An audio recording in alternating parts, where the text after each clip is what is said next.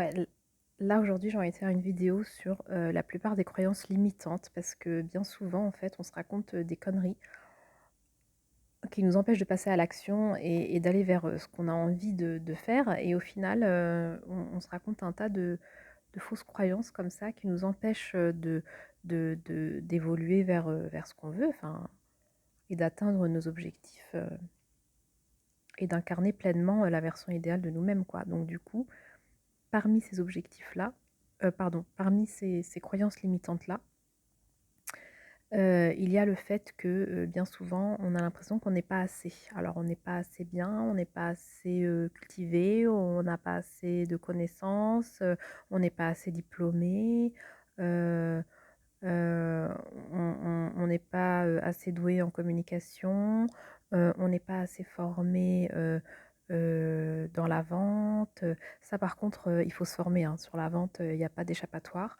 Il faut accepter de vendre et d'être vu quand on veut avancer dans son business. Il y a vraiment pas de c'est une des conditions sine qua non. Donc quand ton mindset ou ton esprit te dit, ton mental te dit: «Oui, tu sais pas vendre», et ben là, il faut répondre, «OK, je vais apprendre à vendre». Non mais sérieusement, c'est super important de travailler son marketing et il y a pas besoin d'acheter, des trucs, super compliqués, de faire des trucs de ouf. Il suffit juste d'ouvrir un compte sur ClickFunnels, de rattacher la pub Facebook et c'est tout. Il y a que ça à faire. Et puis après, si vous avez envie de faire du contenu, pour, ajouter de la valeur ou donner de la valeur, parce qu'évidemment quand on vend, eh bien, un des secrets numéro un, c'est de donner quelque chose. Hem, D'abord donner et puis ensuite avoir le retour sur investissement. Donc il faut toujours donner, être dans cet esprit de donner, de générosité et de d'abord penser à ajouter de la valeur et toujours être, focalisé sur la valeur en fait qu'on apporte et la valeur qu'on veut voir, qu'on veut apporter dans ce monde. Et donc une autre croyance, qui est celle de: «J'ai pas le temps». Alors ça, c'est quelque chose, en fait, c'est pas qu'on n'a pas le temps, c'est qu'en fait, c'est un problème de priorisation, prioritize, prioriser, je sais pas, de priorité, quoi. On met pas en fait, on c'est qu'on n'a pas mis, la chose dans nos priorités, quoi, parce que sinon on trouve toujours le temps. C'est créer un espace-temps, quoi. C'est comme un espace, elle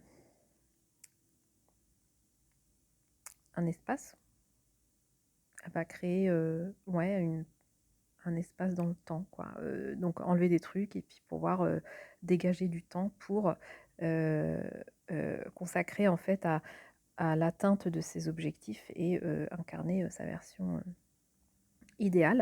Il y a autre chose aussi, c'est qu'on a tendance à se raconter trop des conneries sur, se faire des faux projets, genre on se perd et on se noie dans des faux projets. On va partir dans tous les sens, on va se dire: «Tiens, je vais faire ci, je vais faire ça, là je vais commencer ci, je vais commencer ça» et puis au final, on fait jamais rien, quoi. Parce que la clarté, ça passe aussi par, un objectif principal, enfin une vision, une ligne de conduite et ensuite, chaque jour, on fait des petites choses et on met en place des petites choses pour atteindre cette vision.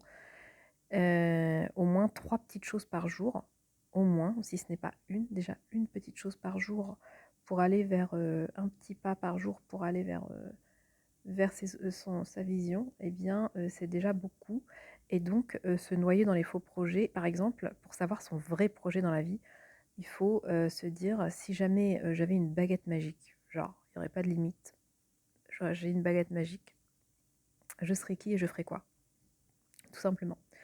Et bien là, tout de suite, comme ça, on court-circuite un petit peu toutes les croyances limitantes et puis directement, on a la réponse.